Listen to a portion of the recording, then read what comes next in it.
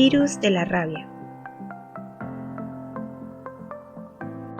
La enfermedad de la rabia es una enfermedad infectocontagiosa de evolución aguda, habitualmente mortal. Esta enfermedad se caracteriza por presentar lesiones en el sistema nervioso central y es causada por el virus de la rabia que se transmite entre los animales de sangre caliente y el hombre. Por tal motivo se encuentra clasificada entre las zoonosis, es la 10ª causa de muerte entre las enfermedades infecciosas, produciendo 60.000 decesos anuales. La primera descripción de la enfermedad se remonta al siglo XXIII a.C., en el código Exuma en Babilonia. Desde la antigüedad ya se había establecido la relación entre la rabia humana y la rabia transmitida debido a mordeduras de los animales, especialmente en perros. Demócrito, quien fue un filósofo griego, describió la rabia como una enfermedad terrible que se presentaba en perros y otros animales domésticos. Ya hacia el año 550 a.C., Aristóteles en sus escritos habla acerca de la rabia y la forma de cómo se transmite. El virus de la rabia pertenece a la familia Rhabdoviridae.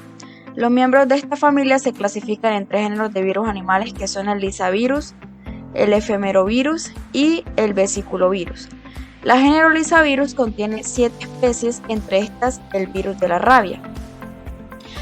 Este virus puede infectar a todos los animales de sangre caliente bajo condiciones experimentales, pero solo los mamíferos son hospedadores naturales importantes.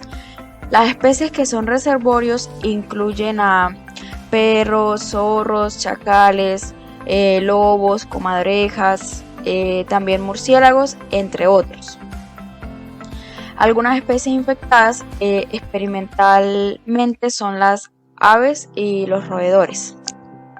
En la morfología tenemos que el virus de la rabia pertenece a la familia Rhabdoviridae, del género Lyssavirus, como lo mencioné anteriormente, y se trata de un virus con ARN monocatenario negativo. Este virus tiene forma de bala con una nucleocápside helicoidal y una envuelta lipídica de la que sobresalen glicoproteínas con forma de espícula.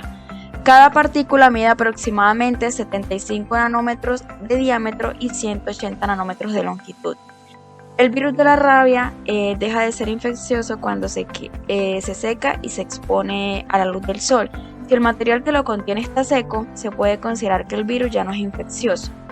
El virus es inestable a pH menores a 3 o mayores a 11. Es estable durante muchos años a temperaturas de menos 70 grados centígrados o liofilizado a 4 grados centígrados. También este virus es rápidamente inactivado por desecación, como lo mencioné anteriormente, también por tripsina, propiolactona, éter y detergentes. Mecanismos de transmisión. El virus de la rabia se transmite a través del contacto directo, por ejemplo, en piel cortada o por las membranas de las mucosas de ojos, nariz y boca, con la saliva o los tejidos del sistema nervioso central y cerebro de un animal infectado. Las personas generalmente contraen la rabia a través de la mordedura de un animal rabioso. Aunque es raro, es posible que la contraigan a través de otros tipos de exposición, como rasguños, abrasiones o heridas abiertas expuestas a la saliva u otro material potencialmente infeccioso de un animal rabioso. Otro tipo de contacto, como acariciar el animal rabioso o tener contacto con su sangre, orina o heces, no se asocian a un riesgo de infección.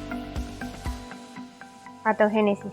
El virus inoculado en la mordedura y la virulencia de la cepa infectante puede ingresar directamente en las terminales nerviosas o replicarse en el tejido muscular, donde permanece el tiempo necesario para la infección.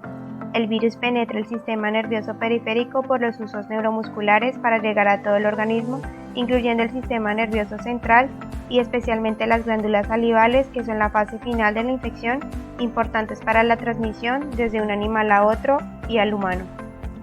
Manifestaciones clínicas. El periodo de incubación usualmente es de 1 a 2 meses, pero puede ser inferior a una semana o prolongarse por varios años.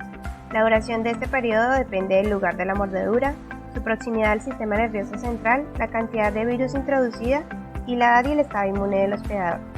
La alta tasa de mortalidad ocurre en personas mordidas en la cabeza y cara en un 40 a un 80%, la mortalidad intermedia en aquellas mordidas en manos o brazos de un 15 a un 40%, y una menor mortalidad en aquellas mordidas en el tronco y las piernas de un 5 a un 10%. El desarrollo clínico puede dividirse en 3 fases. Fase prodrómica. Dura entre 2 a 10 días. Los síntomas iniciales son inespecíficos y consisten en malestar general, fatiga, cefalea, anorexia, vómitos, fiebre, fotofobia, diarrea y mialgia. Un 50% de los pacientes presenta dolor en el sitio de la mordedura como primer síntoma específico de rabia. Fase neurológica aguda. Suele superponerse a la fase prodrómica. El paciente desarrolla signos de compromiso del sistema nervioso central. Los signos neurológicos iniciales pueden incluir hiperactividad, desorientación, alucinaciones, convulsiones y conducta aversiva. Por último, coma, que produce la muerte del paciente. Tipos de rabia presentes en las personas. Rabia fierosa, casos en los cuales predomina la hiperactividad y del 17 al 80% de los pacientes muestran síntomas de rabia como la hidrofobia. Rabia paralítica, aparece en un 20% de los casos y está asociada a la exposición a murciélagos hematófagos con rabia. Su desarrollo es menos progresivo y en algunos pacientes pueden vivir hasta 30 días sin cuidado intensivo, con un estadio final de 3 a 7 días con un coma seguido de muerte. Los pacientes que reciben cuidado intensivo pueden sobrevivir varias semanas. Rabia furiosa. El periodo neurológico finaliza de 2 a 7 días con coma o muerte súbita. Diagnóstico.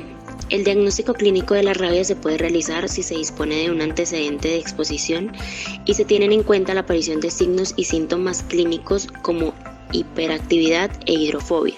Sin embargo, solo del 71 al 84% de los pacientes con rabia muestran antecedentes de posible exposición rábica. Detección. Las muestras utilizadas para el diagnóstico y la detección deben considerarse altamente infecciosas y por lo tanto se deben utilizar todos los parámetros de bioseguridad adecuados. Los ensayos más usados para detectar la infección rábica son la inoculación en ratones y la técnica directa de inmunofluorescencia directa. Inoculación en ratones es la técnica de referencia más utilizada para el diagnóstico y sin embargo es muy lenta y muy cara. En esta se inoculan ratones por la vía intracerebral y se esperan 21 o 30 días para detectar sintomatología relacionada con encefalitis. Técnica de inmunofluorescencia directa. Se realiza improntas con tejidos sospechosos y se enfrentan con anticuerpos antirrábicos marcados con fluorescencia. Estos van a estar preparados para reconocer el virus completo o ribonucleoproteínas purificadas de este virus. Ensayo PCR acoplado a transcripción inversa o RT-PCR. En este se utilizan para amplificar una porción del genoma viral presente en el cerebro, saliva u otros tejidos. Tratamiento. Consiste en la administración de suero y vacunas antirrábicas y depende de la gravedad de la exposición o de la especie agresora. El tratamiento debe iniciarse lo más precoz posible, pero ningún caso debe rehusar la administración del mismo en una persona expuesta independientemente del tiempo que ya haya transcurrido. Preexposición y posexposición. Dentro de la preexposición, la vacuna antirrábica es uno de los métodos para prevenir la rabia en las personas mordidas por animales rabiosos. Dentro de la posexposición, encontramos que como tal no existe un tratamiento para salvar la vida de las personas con signos y síntomas de rabia, pero sí se encuentran un tratamiento sugerido que consiste en un esquema clásico que se compone de una serie inicial de 14 dosis, aplicando una cada 24 horas y 2 dosis de refuerzo a los 10 y 20 días después de finalizar la serie inicial. Factores a tener en cuenta. Para prescribir el tratamiento antirrábico se deben tener en cuenta ciertos factores, como puede ser el sitio de la mordedura, la magnitud de la herida, la especie agresora, las circunstancias que rodean a la agresión, la situación epidemiológica del área donde ocurrió el accidente, el informe inmediato del médico veterinario encargado de la observación, especialmente cuando el agresor ha sido un perro o un gato. Prevención. La vacunación antirrábica es uno de los métodos empleados para prevenir la rabia en las personas mordidas por animales rabiosos. La profilaxis preexposición está indicada en veterinarios, personal de laboratorio de diagnóstico o de investigación que trabaja con el virus. Población vulnerable. La rabia es una enfermedad presente en todos los continentes excepto en la Antártida, pero más del 95% de las muertes humanas se registran en Asia o en África. La rabia es una de las enfermedades tropicales desatendidas que afecta principalmente a poblaciones pobres y vulnerables que viven en zonas rurales remotas. Aproximadamente el 80% de los casos ocurren en zonas rurales. Aunque hay inmunoglobulinas y vacunas para el ser humano que son eficaces, las personas que las necesitan no tienen fácil acceso a ellas. En general, las muertes causadas por la rabia raramente se notifican y los niños de 5 a 14 años son víctimas frecuentes. Epidemiología. La rabia es en principio una enfermedad de animales y por lo tanto la epidemiología de la rabia humana está directamente relacionada a la episodiología de la rabia animal. Esta es una ciencia que estudia las leyes del origen, desarrollo y extensión de los fenómenos masivos de la salud y la morbilidad de los animales. Los conceptos de vector y reservorio son específicos para esta patología y no son los mismos que se emplean en otras enfermedades. El término reservorio define una especie de animal susceptible, la que por sí misma sostiene la infección en el ciclo epidemiológico en un área geográfica.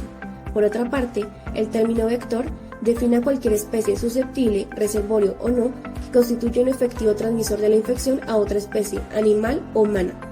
Cabe resaltar que el vector y el reservorio son exclusivamente mamíferos. Vacuna. La vacuna antirrábica fue descubierta por Louis Pasteur y Emile Rose en 1985. Vacuna preventiva sin exposición. A las personas con alto riesgo de contraer rabia, como veterinarios encargados de cuidar animales, trabajadores de laboratorio que manipulan el virus, espeleólogos y trabajadores de producción de compuestos biológicos relacionados con la rabia, se les debe ofrecer la vacuna. También se deben tener en cuenta los viajeros internacionales que podrían entrar en contacto con animales en lugares del mundo donde la rabia es común.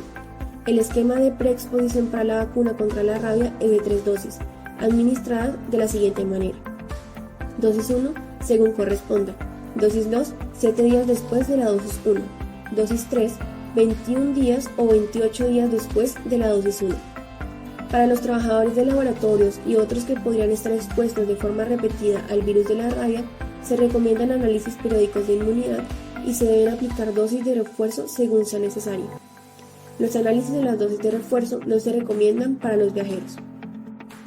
Vacuna después de la exposición. Cualquier persona que haya sido mordida por un animal o que haya estado expuesta al virus de la rabia de otra forma debe limpiarse la herida y acudir con un médico de inmediato. El médico determinará si necesita vacunarse. Una persona que haya estado expuesta y que nunca haya sido vacunada debe recibir 4 dosis de la vacuna, una dosis de inmediato y dosis adicionales al tercer, séptimo y 14º día. También debe recibir otra inyección que se llama inmunoglobulina contra la rabia. Esta se aplicará al mismo tiempo que la primera dosis. Por otro lado, una persona que ha sido vacunada previamente debe recibir 2 dosis, una de inmediato y otra al tercer día. En este caso, no se necesita aplicar la inmunoglobulina contra la rabia.